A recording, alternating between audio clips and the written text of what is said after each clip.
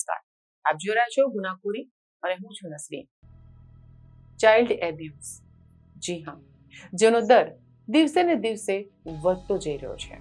આજે વાત કરીશું ગુનાખોરીમાં આ જ ચાઇલ્ડ એબ્યુઝની, કે કેટલા કિસ્સા વધી રહ્યા છે અને તેની પર શું પગલાં લેવાયા છે, તેને રોકવા માટે શું કામગીરી કરવામાં આવી છે અને કેમ આવું થતું રહ્યું છે કે આપણે રોજ જ્યારે પણ સોશિયલ મીડિયા તમે ખોલતા હશો કે તમે સમાચાર ચેનલો જોતા હશો કે વાંચતા હશો ત્યારે એક હેડલાઇન તમને વાંચવા જરૂર મળતી હશે કે કોઈ બાળકી પર દુષ્કર્મ થયું, કોઈ બાળક પર તેનો એબ્યુઝ થયો, તેનું શારીરિક શોષણ થયું.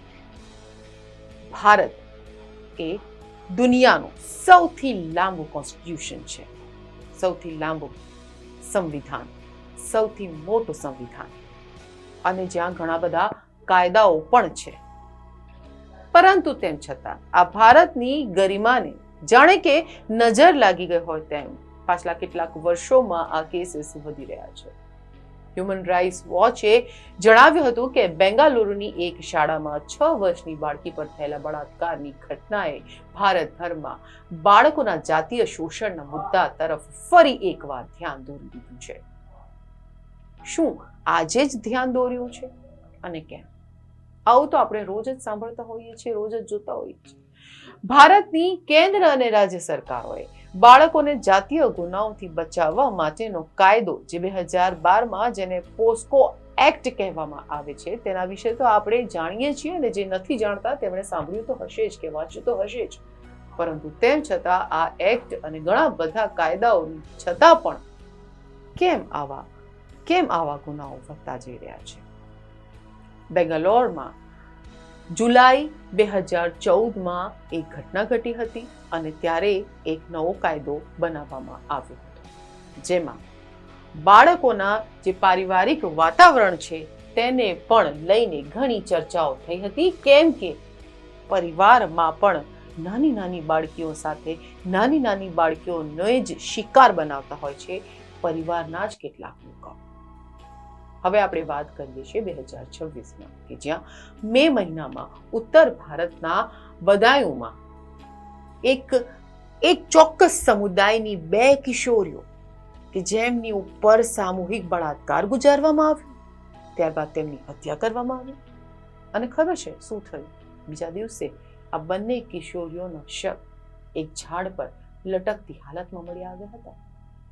ગ્રામ્ય લોકોએ વિરોધ કર્યો હતો, વિરોધ પ્રદર્શનો થયા હતા, ઘણું બધું થયું હતું, પોલીસ કમ્પ્લેન થઈ, પરંતુ તેમ છતાં આગળ શું? અને હવે તે જ મહિનામાં એટલે કે 2026ની જ હું વાત કરી રહી છું, પશ્ચિમ ભારતના કરજત શહેરમાં એક વર્ગના બાળકો માટે એક આશ્રય સ્થાનમાં જે આ બાળકો રહેતા હતા ત્યાં પણ ફરિયાદ નોંધાઈ હતી કે તેમની પર જાતીય શોષણ, બળાત્કાર ગુજારવામાં આવે.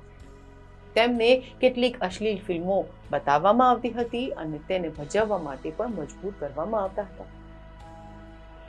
અને તેમને કેટલાક એવા કૃત્યો કરવા માટે ફરજ પાડવામાં આવતી હતી કે જે શોભનીય નથી.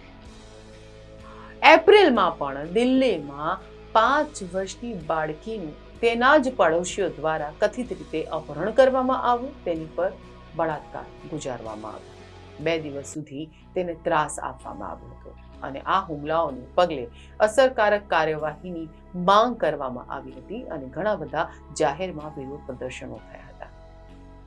દક્ષિણ એશિયા માટેના નિર્દેશક મીનાક્ષી ગાંગુલીએ પણ જણાવ્યું કે બાળકોના જાતીય શોષણના વધુ એક ભયાનક કિસ્સાના સમાચાર મળે તે પહેલા બાળકોના રક્ષણ માટે ભારતીય કેન્દ્ર અને રાજ્ય સત્તાવાળાઓએ વધુ કાર્યવાહી કરવી જોઈએ, વધુ પ્રયાસો કરવા જોઈએ, વધુ કડક નિયમો કરવા જોઈએ.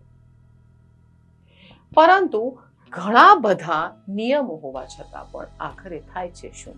વધુ એક વાત કરીશું તાજેતરની, કે જ્યાં તાલકટોરા વિસ્તારમાં સ્કૂલ વાનના ડ્રાઈવર દ્વારા નર્સરીમાં ભણતી 4 વર્ષની બાળાનું કથિત રીતે જાતીય શોષણ કરવામાં આવ્યું હતું.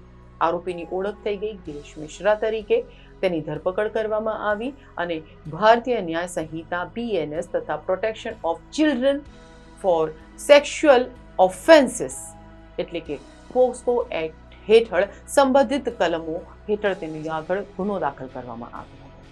પરંતુ હવે આ બધું હોવા છતાં કેમ આપણે રોજ બળાત્કારની ફરિયાદો, બળાત્કારના કિસ્સાઓ સાંભળતા હોઈએ છીએ?